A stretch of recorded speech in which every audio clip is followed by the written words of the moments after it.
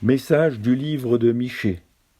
Michée vit dans la seconde moitié du 8e siècle avant Jésus-Christ, dans la Shéphala, c'est-à-dire le bas pays, qui désigne la région de basse montagne entre la ligne montagneuse centrale d'Israël et la plaine côtière de Philistie.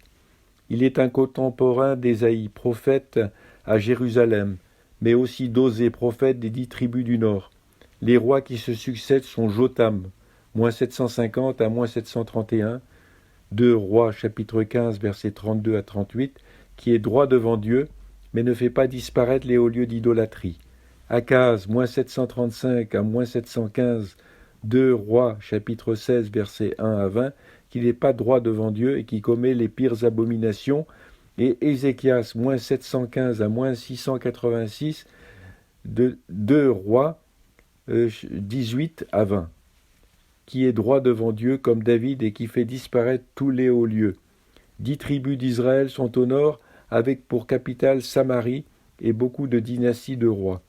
2 tribus de Juda sont au sud, avec pour capitale Jérusalem et une seule dynastie de rois. Le péché se propage du nord vers le sud et de la ville vers la campagne.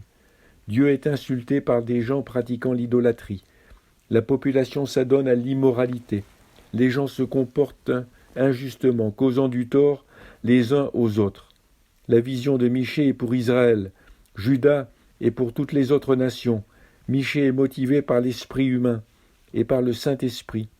Les grandes lignes de sa prédication sont au sujet des crimes amenant le jugement sur les lieux et les gens, chapitres 1 à 3, sur la paix et la sécurité sur le royaume après la déportation à Babylone et la première venue du roi des rois à Bethléem, chapitres 4 et 5, et sur la justice et la miséricorde du tribunal de Dieu et de l'Alliance, chapitres 6 et 7.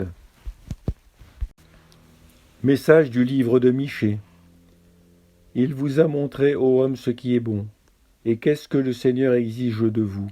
Agir avec justice et aimer la miséricorde et marcher humblement avec votre Dieu. Michée, chapitre 6, verset 8.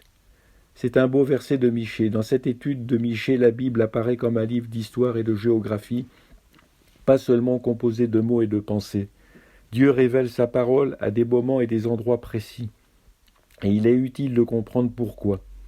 En tant que simple homme de campagne, Michée est très conscient de l'injustice sociale et de la corruption de la ville qui influence les campagnes.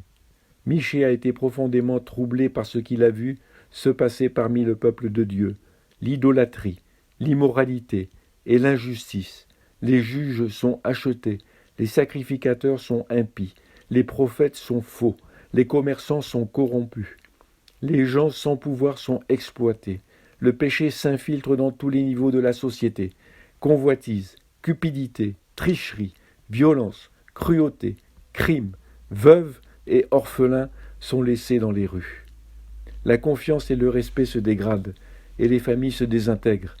Il a également de bonnes nouvelles pour un avenir lointain. Dieu est à la fois juste et miséricordieux. La justice nous donne ce que nous méritons, tandis que la miséricorde nous donne ce que nous ne méritons pas.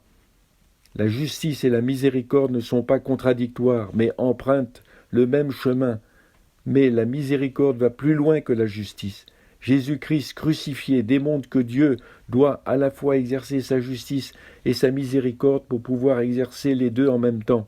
Il faudra que Jésus paye le prix de la condamnation à la place du coupable. Michée est un message pour notre époque, aussi bien que pour la sienne.